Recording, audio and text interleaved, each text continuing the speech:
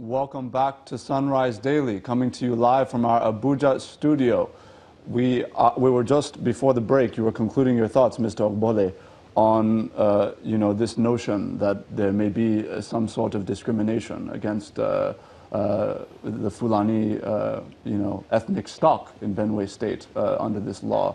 What were your thoughts? Yeah, the provision of the open grazing prohibition law and ranches establishment 2017 still stands. It has not been repealed. And it doesn't matter what we say, a law is a law, and the provisions are still binding. And the provision, it provides for them to be able to come and then follow due process in getting land to be able to establish their ranches. So if we have gone to the extent of imputing that clause inside of the law, it shows how embracing we are. It is not aimed at discriminating anybody at all. It is not a stigmatization move. It is not discriminatory at all. What we actually are looking at on the other side, because this must be balanced, is that the current practice of gun-wielding, community-occupying, and life-destroying, people is what we are afraid of. There are the pastoralists, and then there are the militia hired by these pastoralists to actually attack our communities. I must say in my first interview here, I acknowledge that we've had a beautiful marriage or correlation or relationship with pastoralists over the years. But in recent times, this marriage began to produce the offspring of blood. That is what we are afraid of right now. So the people of Benue State are living in fear. Even if these people come as pastoralists who come to graze their cattle, we give them land and then they establish ranches. What are the conditions? What is the guarantee that the militia that destroys our community will not come and find refuge inside of these ranches, to attack the surrounding communities? They are allowed to come over and do their businesses to the extent that it does not interfere with the peace, the security of the lives and properties of the people within the host community. Should the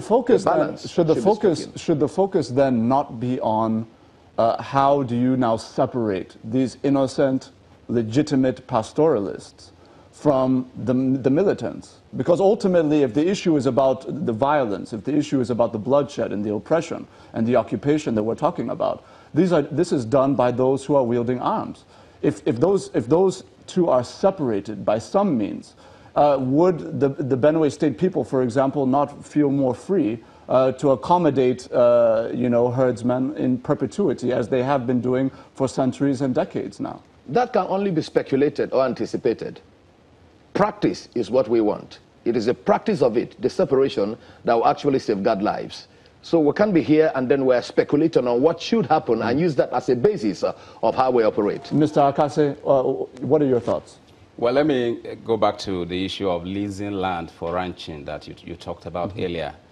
I think that pastoralists should rather be grateful to the Benue State government and Benue people for making a law that enhances their nomadic, that may even promote their nomadic way of doing business, of cattle rearing.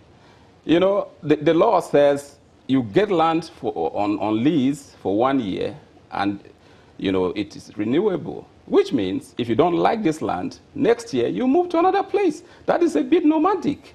And I think is pastoralist friendly. That's what the law says. That if you have this land for 1 year, next year you may go to another place. And government also has the right to revoke the lease if perhaps your ranch is seen to have constituted a security threat. But that's a different thing. Now, I think that pastoralists should be happy that there is a law in place that gives them the opportunity to to rear their livestock here and next year move to another place. So, Mr. Akase. So back to, you see, seriously, we have had statements from this group, from the pastoralists that tend to threaten the security of this country, not only Benue State. Just 2 days ago, we read in the papers that Mieti Alakautahore said that the land called Nigeria belongs to them. I read it in Sun newspaper or 1st July. Now, when a group of people rises to say that, look, this land belongs to us, that they said if they had wanted to take over Nigeria, they would have taken over. And they were particular about Benue State. Mr. Akase, we have to, it's very important that when we make statements that we also produce the context. No, but I said July 1st, Sun newspaper, July 1st. Where I'm coming from, the context of that statement was access to land as a Nigerian citizen, not actual ownership of the land. Well, that's your interpretation. That's your interpretation. I read and I interpreted it the way I saw it. They said if they had wanted, they would that the land Nigeria belongs to Fulanese. Now, when you make a statement like this and security agencies read the same newspapers and no one asks questions, then it scares people. Okay, Mr. Akase, let me ask you, when you look at the situation in the country today, and let's go back 4 or 5 years. We know that under the administration of former President Dr. Goodluck Jonathan, the National Economic Council approved 100 billion naira for the establishment of ranches. Of course, in yesterday's naira, as at that time, that was proportionate to $600 million US. Now, we obviously know that money was not used to fund the establishment of ranches. But at that time, there were no state governments that were kicking against the establishment of ranches. Now, I want to ask you, do you believe it's a coincidence that when we have a president, President Muhammadu Buhari, who happens to be of the Fulani ethnic stock, who's also a farmer, that he's president now, that there's this kind of rejection? Is it linked to a kind of a mistrust or yes, a mistrust between the same organs of government that existed before when everybody was in agreement on this issue? It doesn't have anything to do with the president. What Benue State is saying is that we have a law. Remember, there were killings in Benue long before this law was made last year. And successive governments of the state were looking for solutions. And when Governor Otom came on board, he said, look, we have found a solution. And the solution is that open grazing can no longer hold. It's no longer feasible. I mean, it's not practicable. Now, the way to go globally is ranching. And this law, what the government of Benue is saying is not to reject the proposals from the federal government. What we are saying is that we accept ranching to the extent that the proposed ranching conforms, agrees with the provisions of the law made by Benue State. It's as simple as this. Look, we have embraced ranching. We embraced ranching long before the federal government started talking about it.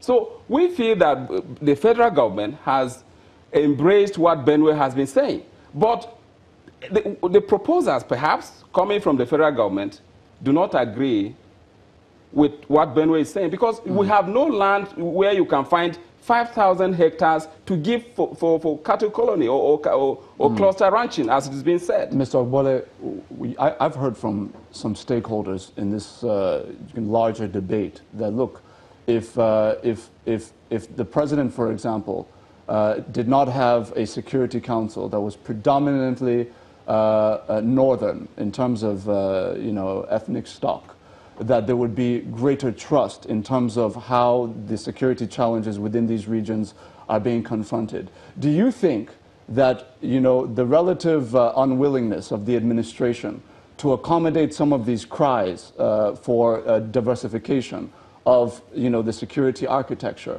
has led to the kind of distrust that would kind of stop state governments from effectively coordinating with the federal government to solve these problems?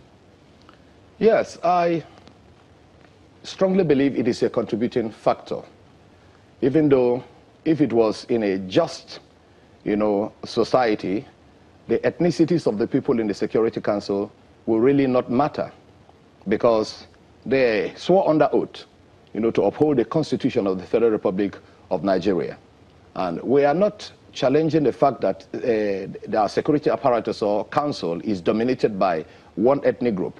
We are simply saying, even if it is one ethnicity dominating the Security Council, they should do what is right. They should uphold the Constitution. They should be fair in terms of response, to crisis, wherever crisis happens, even if it is within the Fulani enclaves or within the Tiv enclaves or even in Abakaliki. Fairness and justice is actually what we are advocating for.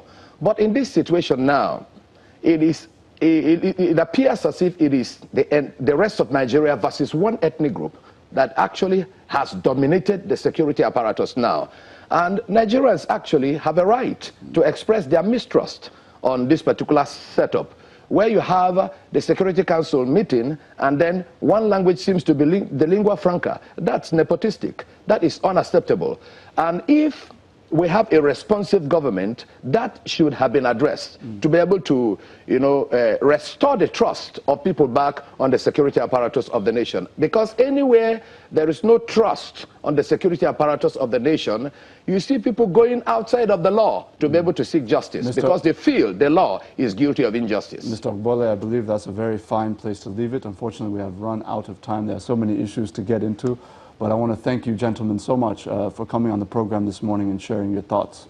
Thank you so much. Thank you very much, Ajuri. Standing by with us have been Mr. Terver Akase, the Chief Press Secretary to the Benue State Governor, Dr. Samuel Ortom, and Mr. Dave Ogbole, who is both a farmer and a public affairs analyst. At this juncture, we'll close the segment, and I throw it over to our Lagos studio, where Chamberlain is standing by. Chamberlain?